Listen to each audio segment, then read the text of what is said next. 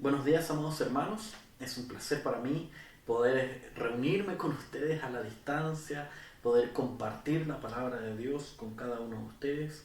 Es un real privilegio que juntos podamos crecer en la gracia por medio de la predicación de la palabra de Dios. Y para eso te invito a que podamos leer un texto bíblico para que éste sea guiando nuestro meditar, guiando nuestro sentir, guiando todas aquellas cosas, aquellos procesos que podamos realizar con nuestro corazón en este momento. Así que te invito a leer la carta a los Efesios. Entiendo que están haciendo una serie en esta carta. Y vamos al capítulo 1, versículos 13 y 14. Capítulo 1 de Efesios, versículos 13 y 14. Son solo dos versículos, pero que al mismo tiempo traen bastante información para nuestro corazón. Dice así: en él también vosotros, habiendo oído la palabra de verdad, el evangelio de vuestra salvación, y habiendo creído en él, fuisteis sellados con el Espíritu Santo de la promesa, que es las arras de nuestra herencia, hasta la redención de la posesión adquirida para alabanza de su gloria. Oremos para que Dios pueda ayudarnos, nos esté ayudando en este proceso de llevar esta palabra a nuestro corazón y colocarla por obra en nuestra vida. Así que oremos.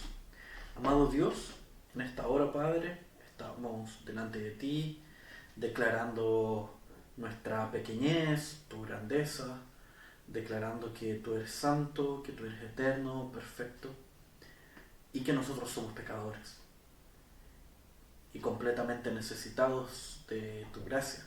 Es por esa razón que rogamos, oh Dios, que tú nos ayudes por medio de tu Santo Espíritu a comprender tu palabra, y no solo comprenderla como un ejercicio intelectual, sino que colocarla por obra en nuestra vida, para que de esta forma podamos amarte más cada día. En el nombre de Cristo Jesús oramos. Amén. Muy bien. Efesios. La carta a los Efesios, una carta bastante bonita, bastante compleja, llena de informaciones, al mismo tiempo bien resumida. Entonces eso hace que esas informaciones sean entregadas casi como una metralleta que nos ataca, y estas informaciones llegan directo al corazón. A lo largo del Nuevo Testamento no hay iglesia que nosotros no conozcamos más que la iglesia de Éfeso. Es la iglesia que más conocemos, es la iglesia que más información se nos entrega. ¿Por qué digo esto? Porque en la carta a los Hechos ya se nos menciona la iglesia de Éfeso, cómo nace, se nos mencionan sus primeros pasos en el Evangelio. También después en la misma carta a los Efesios que acabamos de leer, se nos hablan de sus primeros problemas. Vemos los primeros problemas de la iglesia, las primeras dificultades, como Pablo trata de instruir a los hermanos para enfrentar dichas dificultades, las primeras divisiones y así por delante. Después, más adelante, tenemos las cartas a Timoteo, pastor de la iglesia de Éfeso. A partir de ese momento vemos cómo los problemas se van haciendo cada vez más grandes, se van complejizando aún más. Y es ahí donde Timoteo recibe la difícil tarea de solucionar esos problemas, de enfrentar esos problemas. Y no queda ahí, continúa. Nosotros vemos las cartas de Juan, por ejemplo. Juan, a lo que todo indica, fue pastor de la iglesia de Éfeso, y esas cartas generales que él envía estarían hasta cierto punto destinadas también de una forma un poco más específica a la iglesia de Éfeso. Y como si eso no fuera suficiente, tenemos una carta del propio Jesús dirigida a la iglesia de Éfeso. Eso en Apocalipsis capítulo 2, versículos del 1 al 7, si no me equivoco. Es ahí donde tenemos la carta de Cristo Jesús a la iglesia de Éfeso, ya en sus casi últimos días de vida. Entonces nosotros vemos en el Nuevo Testamento el nacimiento de una iglesia, el proceso de esta iglesia de crecimiento, después de lucha contra pecado, lucha contra divisiones, hasta llegar a Apocalipsis, donde ya vemos una una crónica de una muerte anunciada, un camino a una especie de destrucción. Pero aún así la iglesia persevera después algunos años, bastantes años, hasta que nosotros luego vemos a otros pastores enviando cartas a la iglesia de Éfeso, pero eso ya es contenido histórico distante al de las Escrituras, no inspirado por Dios, pero sí de mucha edificación para nosotros. Pero vamos a lo que nos alcanza en este momento. La carta a los Efesios es una carta escrita por Pablo para enfrentar unos problemas que estaban naciendo. Parece ser que algunos problemas de divisiones, parece ser que algunas discusiones por ahí, pero es ahí donde Pablo busca atacar ese problema, no de una forma directa y confrontadora, no confrontando el problema directamente, sino que mostrando la obra de Cristo y cómo todos hemos sido alcanzados por esa obra y por lo tanto no deben existir divisiones dentro del cuerpo de Cristo. Entonces fíjense cómo esta carta comienza en el primer capítulo hablando de las bendiciones de Dios. Fíjense, versículo 3. Bendito sea el Dios y Padre de nuestro Señor Jesucristo, que nos bendijo con toda bendición espiritual en los lugares celestiales. Así como comienza. Después obviamente de los saludos típicos de los primeros dos versículos. Pero después de eso, en el versículo 4 en adelante, Pablo empieza a listar esas bendiciones, a hacer una lista de esas bendiciones. Y a grosso modo nosotros vemos como una de las bendiciones es ser escogidos en Él, escogidos en Cristo. Después tener redención en el versículo 7. Y después en el versículo 11 tener herencia, habiendo sido predestinados. Entonces vemos como hay un movimiento de parte de Dios de escoger, redimir y heredar. Es un movimiento que nosotros vemos de parte de Dios para con nosotros, que está mostrando el apóstol Pablo, para con la iglesia de Éfeso. Él les dice, miren, ustedes estaban destituidos de la gloria de Dios, estaban lejos, eran rebeldes en contra de Dios, odiaban a Dios. Pero dentro de esa masa de pudredumbre, ustedes fueron escogidos. ¿Y por qué está mostrando esa imagen? Porque él está utilizando un lenguaje de esclavitud, donde aquellos que estaban distantes y rebeldes en contra de Dios, eran esclavos del pecado. Estaban dentro de una masa de esclavitud del pecado. Y a partir de ahí, él muestra esta escena que quizás hayamos visto en películas como El Gladiador, donde se muestra a esclavos siendo gobernados por un dueño de esclavos, y llega alguien a mirarlos como productos y los escoge, los selecciona y los compra. Ese es el lenguaje que está utilizando Pablo en este momento. Él dice, ustedes son parte de una masa, y desde ahí vino este Dios, este ser eterno, inmutable, perfecto, todopoderoso, y los escogió de ahí. Los escogió. Y a partir de ahí, dice el versículo 7, en quien tenemos redención por su sangre. La idea de redención es de alguien que compra. Entonces ustedes fueron comprados de esa esclavitud. Por lo tanto, ahora son esclavos de aquel que los compró. Pero el texto no se detiene ahí, el movimiento de Dios no se detiene ahí, continúa. Y en el versículo 11 dice, en él asimismo tuvimos herencia. O sea, no solo fueron comprados como esclavos, no solo fueron escogidos, no solo fueron comprados, sino que también fueron hechos hijos. Hemos sido hechos hijos suyos. Entonces fíjense cómo él está tratando con la seguridad de nuestra salvación. A lo mejor en ciertos momentos de tu vida te has preguntado, ¿será que soy hijo de Dios? ¿Será que de verdad amo a Dios? A lo mejor has pasado por crisis espirituales de ese tipo. Y este texto es grandioso para ayudarte a pasar por esas crisis, ayudarte a superarlas, porque te muestra cuál ha sido el actuar de Dios.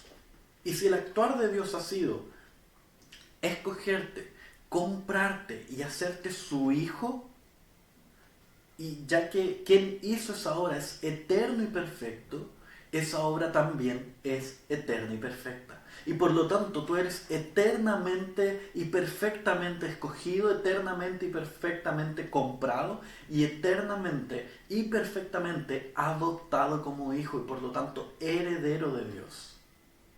Y no hay nada que pueda cambiar eso. No hay nada que pueda echar a perder aquello. No hay nada que alguien haga que pueda destruir aquella compra, que pueda anular aquella compra, que pueda anular aquella adopción. No hay absolutamente nada. No hay nada que tú puedas hacer que pueda anular esa adopción, porque quien lo hizo es eterno y perfecto.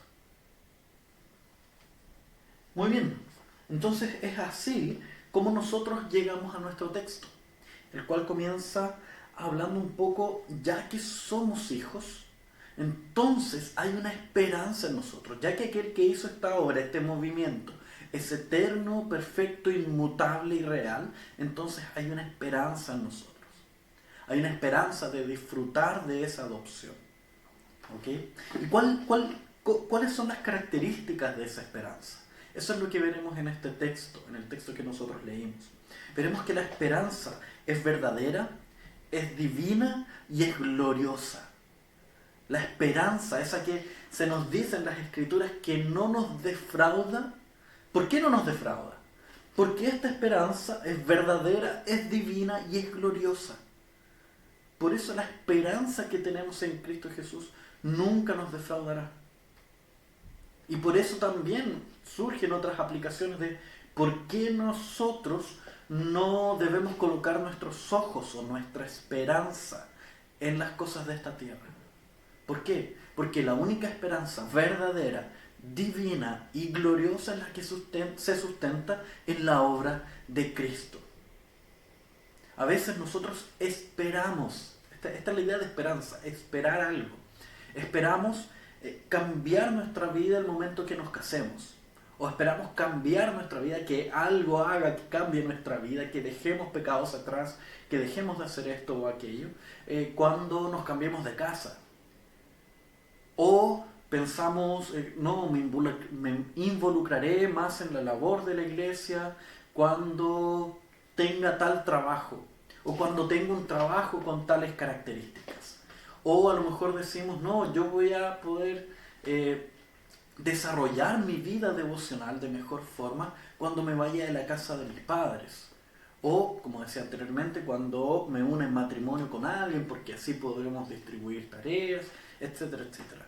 O a lo mejor dices, no, cuando ocurra tal cosa, cuando ocurra esta otra cosa, cuando me cambie de iglesia, cuando tenga otro pastor, cuando con mi esposa tengamos un hijo, ahí sí vamos a poder realizar nuestros devocionales porque tendremos la responsabilidad de educar a nuestro hijo. Por lo tanto, ahora no es tan necesario, pero en aquel momento sí lo será y esa necesidad nos va a obligar a hacerlo. Déjame decirte, querido hermano, que estás completamente equivocado, porque es precisamente ese tipo de afirmaciones las que muestran que estamos colocando la esperanza en las cosas de esta tierra. Ese tipo de cosas revelan nuestro corazón. ¿Qué es lo que esperamos? Y todas esas cosas que nombré acá son muy buenas, pero no es aquello que de verdad debe sustentar nuestra esperanza, no es aquello que nosotros debemos esperar. Lo que nosotros debemos esperar es la gloriosa venida de Cristo. Y de esta forma, nuestra esperanza será, como les decía anteriormente, verdadera, divina y gloriosa. Y afectará nuestro día a día, transformará nuestro día a día. Puesto que si esperamos en Cristo, Cristo ya está presente en nuestra vida, en el día de hoy. Y por lo tanto, hoy mismo debo empezar a cambiar mis actitudes, hoy mismo debo empezar a cambiar mi vida, hoy mismo debo matar el viejo hombre, destruir la antigua criatura y vivir y vestirme de los ropajes nuevos del nuevo hombre. Muy bien. Pero ¿por qué esta esperanza es verdadera, divina y gloriosa? ¿De dónde salió eso? Veamos el texto. Dice, en él también vosotros, habiendo oído la palabra de verdad, el evangelio de vuestra salvación, y habiendo creído en él, fuisteis sellados. Entonces fíjense cómo el texto dice, habiendo oído la palabra de verdad, el evangelio de vuestra salvación. En otras palabras, nosotros incluso podríamos decir, oyendo la palabra de verdad, el verdadero evangelio de vuestra salvación, porque ahí hay una repetición de la palabrita. La palabra verdad, la palabra verdadero, se repite un par de veces acá en el texto.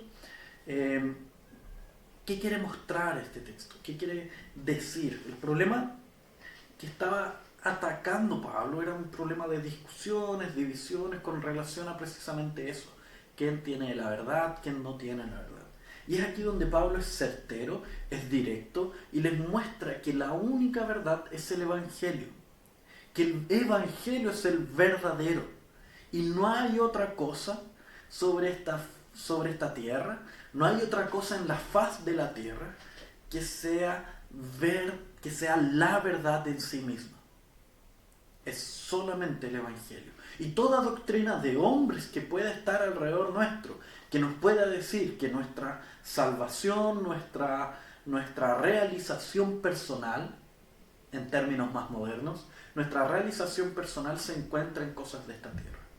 La doctrina de los hombres, o podríamos decirle doctrinas de demonios, o enseñanzas que están a nuestro alrededor, enseñanzas humanas a nuestro alrededor, nos dicen constantemente que podemos encontrar el equilibrio emocional, el equilibrio personal, la madurez personal, que podemos alcanzar la realización personal por medio de distintas tareas, por medio de distintas cosas, por medio de distintas disciplinas, por medio de distintos logros, como por ejemplo tener una casa, tener un auto, tener una carrera, lograr ganar cierta cantidad de plata, lograr tener cierto estatus, lograr realizar ciertas actividades, lograr realizar ciertas cosas de beneficio social y así sucesivamente.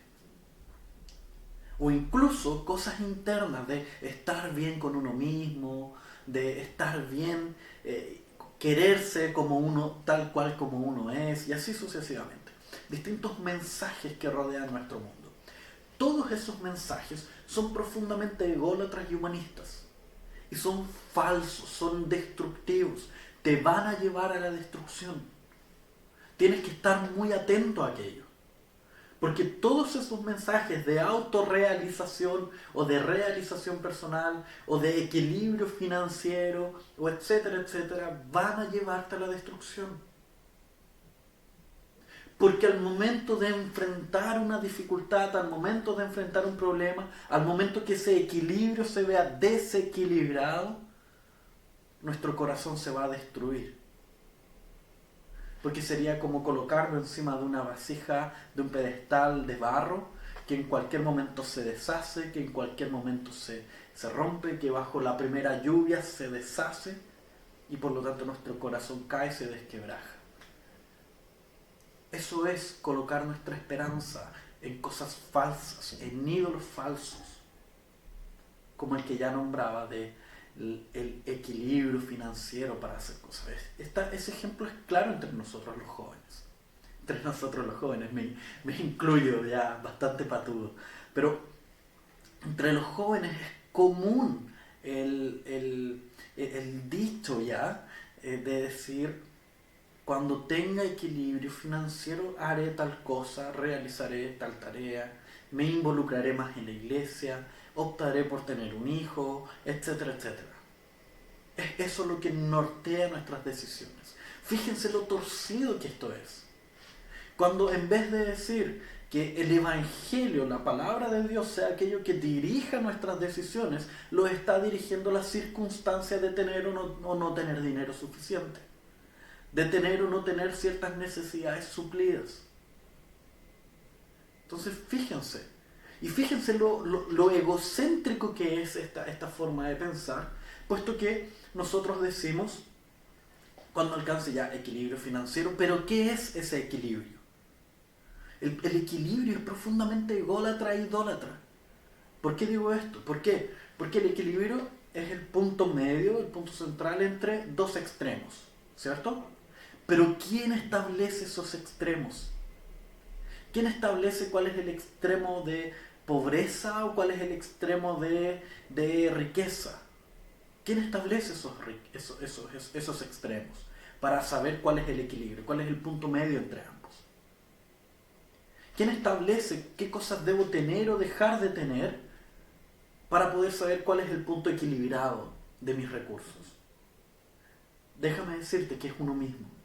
O es uno quien establece esos recursos, esos extremos sin darse cuenta.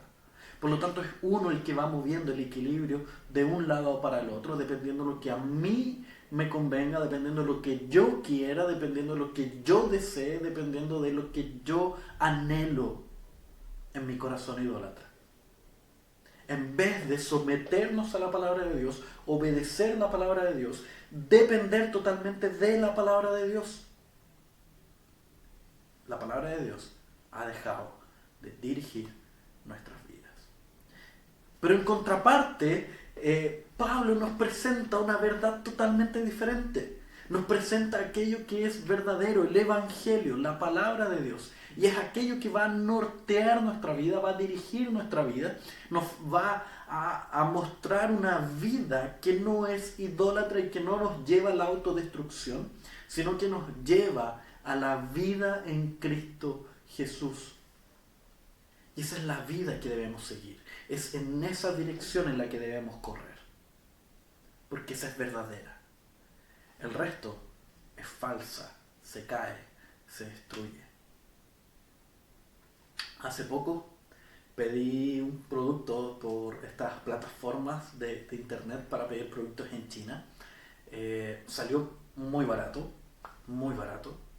Era un producto tecnológico y duró un mes. Duró un mes. ¿Por qué? Porque es falso.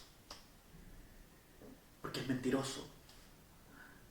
Perdí recursos. Invertí recursos en aquello. Los esperé, porque aparte se demoran un montón en llegar por causa de esta pandemia. Los esperé, los anhelé a que llegaran porque eso solucionaría algunos problemas, algunas dificultades en mi vida. Pero cuando llegaron, mi alegría exultante al momento de abrir el envase y conectarlo a mi computador y hacerlo funcionar fue sobrevalorada. ¿Por qué? Porque al mes después dejó de funcionar, no funcionó más, perdí dinero, perdí recursos, perdí esperanza. Porque estaba esperando, perdí ese tiempo esperado, en el cual yo anhelaba que llegaran para poder solucionar esos inconvenientes que estaba teniendo. Pero esos inconvenientes se agudizaron. ¿Por qué? Porque tuve que esperar un montón de tiempo, ahora tengo menos tiempo para cumplir las tareas que necesito cumplir con ese producto. Entonces fíjense, a esto me refiero con aquello que es falso. Trae destrucción para nuestra vida, trae problemas en nuestra vida. Y mucho más si hablamos del Evangelio y de las constantes idolatrías que hay a nuestro alrededor. Pero además de ser verdadero, démonos cuenta que esta esperanza en Dios, además de ser verdadera, es divina. Fíjense, habiendo oído la palabra de verdad, versículo 13, el Evangelio de vuestra salvación, y habiendo creído en él, fuisteis sellados con el Espíritu Santo de la promesa. Es aquí donde vemos el carácter divino de este elemento, de esta esperanza. Fuisteis sellados con el Espíritu Santo de la promesa. El Espíritu Santo, como todos sabemos, es una de las personas de la Trinidad. Es la tercera persona de la Trinidad. Y es con Él con el cual nosotros fuimos sellados, marcados. Fíjense, ¿se acuerdan que antes nosotros hablábamos de esta figura del hombre que va a comprar esclavos para sí? Esta idea del sello tiene que ver con eso. Este sello quiere mostrar, como en aquel tiempo se sellaban las personas, los esclavos, para mostrar propiedad, que esto pertenece a tal persona. De la misma forma acá, quiere mostrar cómo cada uno de nosotros pertenece a Dios. Y ese elemento es sumamente interesante, sumamente importante para nuestro corazón.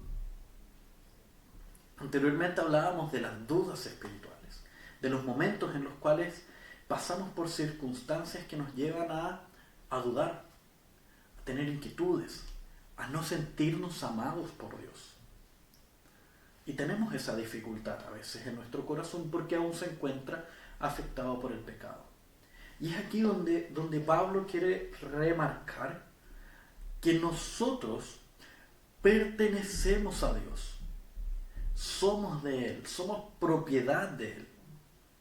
Y recuerdo una historia de un pastor muy querido que creo que ya la conté acá o fue para otra iglesia. Mis primeros pasos en la fe, este pastor hizo una ilustración en uno de sus sermones que quedó grabada en mi corazón. Él contaba la historia de un niño, un pequeñito, que en su casa decide, en su tiempo libre, probablemente en cuarentena también, decide hacer un barquito, hacer un barco de madera. Y estaba feliz con su barco. Poco a poco lo iba haciendo, poco a poco lo iba armando, poco a poco con la ayuda de su padre iba cortando cosas, cortando piezas de madera para unirlas muy cuidadosamente. Luego lo pinta con mucho cuidado, luego lo barniza con mucho cuidado y es de él, es su barquito. Luego de un tiempo de mucho jugar con este barco, de incluso irse a la cama con el barco y tenerlo ahí para que nadie se lo quitara. Con el paso del tiempo va de un lado a otro, en una piscina, en algún lugar, y lo pierde. Lo pierde. Es ahí donde este niño desconsolado sigue su vida. Hasta que llega un momento en el cual en la feria él ve que están vendiendo su barco.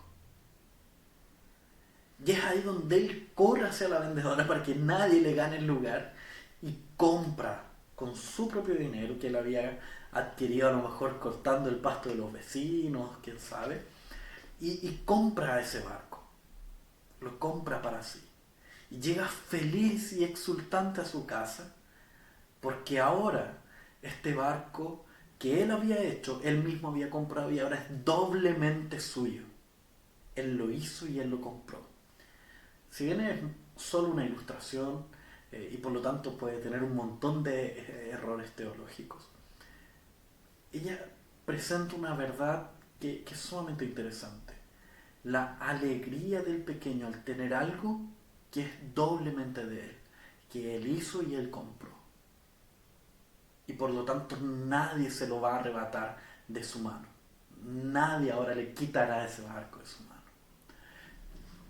Con Dios, en este caso, con nosotros, podemos ver cómo Dios nos creó perfectos, nos creó a su imagen y semejanza.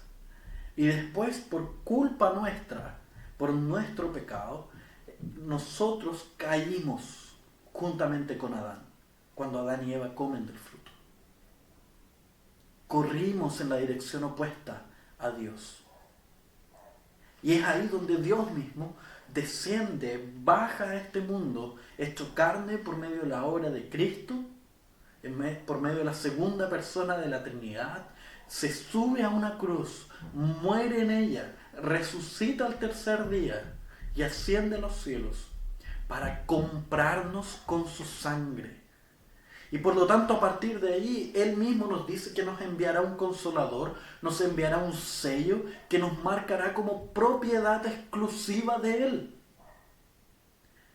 Y por lo tanto, a partir de esa verdad es que nada nos podrá separar del amor de Dios que está en Cristo Jesús. Ni lo alto, ni lo profundo, ni potestades, ni nada en esta tierra nos puede separar del amor de Dios que está en Cristo Jesús.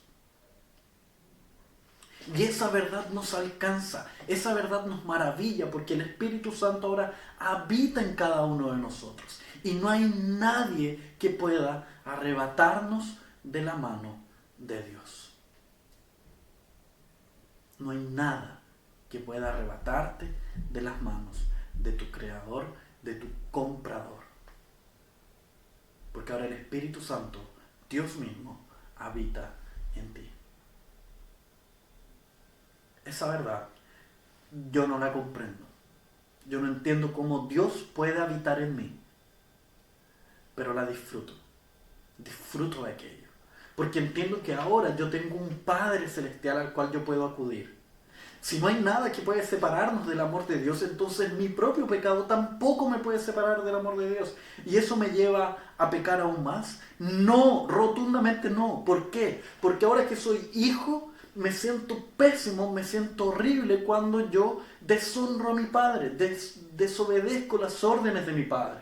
Pero sé que aún así yo tengo un Padre amoroso ante el cual yo puedo ir y puedo pedir perdón, puedo clamar por su perdón, puedo llorar delante de Él y seré abrazado por este Padre porque no hay nada que me pueda separar de Él.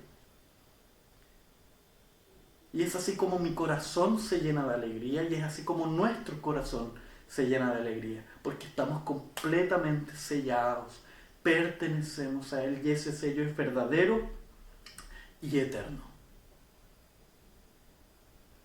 Y el texto no para ahí. Como si no fuera poco, el texto no para ahí y continúa. Puesto que además de esta esperanza que tenemos en Dios, ser verdadera, ser divina, donde Dios mismo habita en cada uno de nosotros, ella es gloriosa. Fíjense cómo continúa el texto. Dice, sellados con el Espíritu Santo de la promesa, que es las arras de nuestra herencia, hasta la redención de la posesión adquirida, para alabanza de su gloria. Para que todo este proceso sea glorioso es necesario un paso más. Veamos cuál es ese paso. Dice, para el Espíritu Santo, sellados con el Espíritu Santo de la promesa, que es las arras de nuestra herencia. ¿Qué es eso? ¿Qué es un arras? ¿A qué se refiere? Término básicamente se refiere a una compra, nuevamente esta imagen de compra, pero menos que una compra es el proceso previo a esa compra. Es cuando uno transfiere la mitad y la otra mitad cuando le entregan el producto. Esa es la idea, una promesa de compra. Pero es más que una promesa de compra, porque es un compromiso que no tiene cambio. Esa es la idea. No hay forma de retractarse. Esa es un poco la idea que quiere pasar el texto. ¿Dónde? Fíjense cómo es diferente a los procesos humanos, entonces es difícil encontrar una ilustración. Es donde yo voy, me contacto con alguien para adquirir algún producto y para mostrar que yo verdaderamente estoy interesado y verdaderamente voy a comprar ese producto, entonces yo hago una transferencia de mis recursos de la mitad del precio. Entonces sí o sí estoy interesado en comprarlo, sí o sí tiene que llegar hasta mí. Y es ahí donde entregaré el siguiente pago. Esa es un poco la idea, donde de verdad yo lo quiero para mí. No quiero que nadie se entrometa a adquirirlo. Y por eso yo pago la mitad, lo reservo, lo guardo para mí. Es mío, nadie puede quitármelo, porque ya está pagado, ya está pagada la mitad. Y por lo tanto el otro pago va a llegar sí o sí. ¿Por qué digo que es difícil ilustrarlo? Porque vivimos en una sociedad de pecado, donde en cualquier momento uno puede ser estafado o puede estafar por medio de ese tipo de compras. Pero pensemos en el actuar de Dios, que es totalmente diferente y sin pecado. Él se está refiriendo a esta idea que les ilustraba anteriormente, de no hay nadie que pueda entrometerse en esta relación de adquisición, esta relación de compra. Yo estoy ya cancelando, estoy pagando el precio que debe ser pagado. ¿Ok? Entonces, esa idea de ya, pero todavía no. Ya es mío, pero todavía tengo que pagar el resto. Ya es mío, pero todavía falta algo. Esa es un poco la idea. Pero, aún así, ya es mío. Esa es un poco la idea. Entonces el texto dice que es las arras de nuestra herencia, Es decir, ya que el Espíritu Santo revela una posesión, revela que somos de Dios, muestra que somos de Dios y muestra que sí o sí recibiremos una herencia. Muestra que sí o sí recibiremos una herencia. ¿Okay? Que en las arras de nuestra herencia, por lo tanto, si es herencia, somos hijos, como lo decía anteriormente. Las arras de nuestra herencia, ¿hasta cuándo? Hasta la redención de la posesión adquirida. ¿Qué quiere decir eso? La redención de la posesión adquirida. Es aquí donde Dios, por medio del apóstol Pablo, se está refiriendo a su segunda venida, a la segunda venida de Cristo. El momento en el cual se entregará la herencia. ¿Recuerdan un texto en el cual Dios dice que es necesario que Él se vaya, pero enviará un consolador? Y después también hay un texto que nos menciona que en la casa de su Padre muchas moradas hay y que Él va a prepararnos lugar. Y es ahí donde se está refiriendo a nuestra herencia.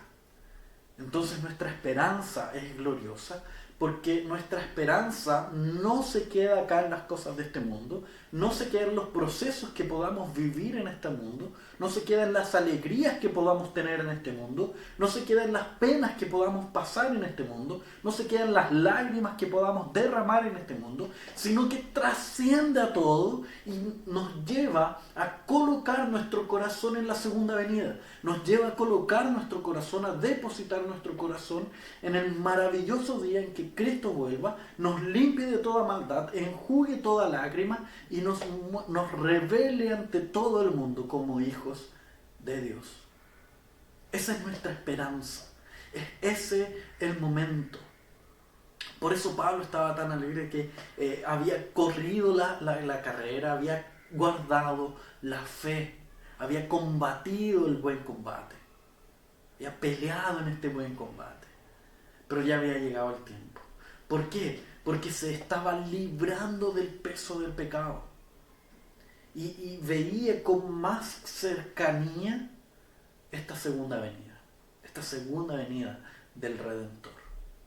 De la misma forma, nosotros debemos colocar nuestra esperanza en la gloria manifestada de Cristo, en la gloria que será manifestada cuando Él retorne y destruya a todos sus enemigos. Esa es nuestra esperanza. ¿Por qué? Porque nosotros no somos enemigos de Dios. Porque nosotros se nos muestra en este texto que no somos enemigos de Dios, sino que somos hijos de Dios. Somos herederos, coherederos conjuntamente con Cristo. Y por lo tanto en ese día, oh qué día grandioso ha de ser, maravilloso ha de ser, nosotros no seremos juzgados, nosotros no pasaremos al tribunal, nosotros no seremos avergonzados por nuestras obras, por nuestros pensamientos, porque somos hijos de Dios, sino que juzgaremos al mundo conjuntamente con Cristo. Y es ahí donde todo pecado va quedando atrás. Es ahí cuando tenemos esa comprensión futura de la venida de Cristo y que ese futuro se hace presente en nuestra vida, es que nosotros comenzamos a dar pasos, como viviendo ese momento, viviendo esa ciudadanía. Somos forasteros acá. Y por lo tanto vivimos en conformidad a nuestra cultura de nacimiento o de nuevo nacimiento. Puede ser que tú a lo mejor hayas vivido un cambio de ciudad o a lo mejor un cambio de país, no lo sé, y hayas podido vivir en otro lugar diferente al cual tú te criaste. A lo mejor te criaste en Santiago y estás en San Carlos ahora, o a lo mejor te criaste en otra ciudad, en otra región y ahora estás donde estás. Y cómo puedes ver cómo hay diferentes formas de vivir, diferentes formas de hacer. A la marraqueta le dicen pan batido, pan francés o de distintos otros nombres. Y así sucesivamente, hay modos diferentes. Pero es interesante cómo hay muchos modos de nuestra crianza que no podemos dejar de lado. De la misma forma ocurre con el Evangelio, con esta mirada futura, con esta nueva ciudadanía. Nosotros somos ciudadanos del nuevo cielo y nueva tierra. El Espíritu Santo habita en nosotros. ¿Qué mayor ciudadanía demostrada que esa? Y nosotros debemos conformarnos a esa cultura, a esa ciudadanía en el presente. Y si esa cultura del nuevo cielo, nueva tierra, cuando Cristo venga, es una cultura sin pecado, es una cultura santa, de la misma forma nosotros comenzamos a vivir en este mundo, ahora ya, en esta cultura de pecado, comenzamos a vivir contraculturalmente, comenzamos a vivir de forma santa, de forma dejando el pecado que aún está en nosotros atrás. Es ahí donde la batalla en contra del pecado logra encontrar mayores armas, en esa esperanza que no nos defrauda, en esa esperanza que está en Cristo Jesús en su segunda venida. A lo mejor tú hoy día estás luchando contra pecados. A lo mejor el día de ayer hiciste cosas que entristecieron tu corazón. A lo mejor hoy día mismo o el día de mañana harás cosas que entristecen tu corazón, entristecen el corazón de Dios. A lo mejor estás luchando fuertemente contra algún pecado y te cuesta dejarlo atrás. Y cada fibra de tu cuerpo te dice, para de luchar porque estoy agotadísimo. Estoy muy cansado en esta batalla. Ríndete. Pero te invito a que esos gritos de tu cuerpo por pecar, por parar de luchar, por rendirte, te lleven a tu corazón a anhelar aún más la segunda venida. Cuando llegues a caer, cuando llegues a tropezar, mira a tu corazón y ruega para que Cristo vuelva luego.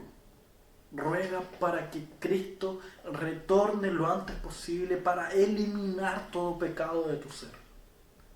Y ese anhelo que estás creando en tu corazón crecerá cada día más. Y ese es el anhelo que le llamamos esperanza. Comenzarás a vivir cada día más en conformidad a esa nación, a ese nuevo cielo, nueva tierra, a esa nación sin pecado. Y esa es la invitación que te puedo hacer el día de hoy. Haz crecer ese anhelo, haz crecer esa esperanza en tu corazón, porque esta esperanza no nos defrauda. ¿Y por qué no nos defrauda? Porque es verdadera. Está fundamentada en el Evangelio, que es la verdad, puesto que la palabra de Dios es verdad. Porque además de ser verdadera, es divina, porque el Espíritu Santo habita en ti. Dios mismo habita en ti. Y por lo tanto esta esperanza depende de ese Dios eterno y perfecto que habita en ti. Y por lo tanto esa esperanza también es eterna y perfecta. Y porque además de ser verdadera, porque además de ser divina, es gloriosa. Porque glorioso ha de ser el día en que Cristo vuelva, destruya todo potestad, destruya toda fuerza, destruya todo enemigo, destruya todo pecado, destruya el pecado que habita en ti. Enjugue tus lágrimas, limpie las lágrimas que has derramado a causa del pecado. Y se muestre glorioso. Y ese es el Cristo que nosotros adoramos, y esa es la esperanza que guardamos en nuestro corazón. Te invito a orar para terminar esta meditación del día de hoy. Oremos. Oh, qué gloriosa, oh Padre, es la esperanza que tú has grabado en nuestro corazón. Oh, qué grandioso día ha de ser el día en que tú regreses en gloria y majestad. Ayúdanos, oh Padre, a anhelar cada día más este día, a hacer crecer esta esperanza en nuestro corazón, esperanza que no nos defrauda, porque está alicerzada, está fundamentada en tu palabra, y tu palabra es verdad. Gracias, Padre. Muchas gracias por el Espíritu Santo que habita en cada uno de nosotros. Gracias, Padre, porque por medio de ese Espíritu Santo tú nos permites pedir perdón, arrepentirnos por nuestros pecados. Gracias, Padre, porque ese Espíritu Santo dirige nuestro modo de vivir, dirige nuestros pasos. Y gracias a eso no queda nada más que glorificarte a ti, honrarte a ti, darte la gloria a ti, porque esta esperanza que has grabado en nuestro corazón es profundamente gloriosa, porque nos lleva a mirar la maravillosa obra de Cristo, completa y perfecta en tu retorno grandioso. Por favor, Padre, continúa alimentando nuestro corazón con esa maravillosa verdad. En el nombre de Cristo Jesús oramos. Amén. Dios te bendiga, querido hermano. Nos vemos en una próxima oportunidad. Dios quiera que ya de forma presencial. Y que Dios nos ayude a continuar haciendo crecer este anhelo en nuestro corazón. Dios te bendiga. Que tengas una buena tarde.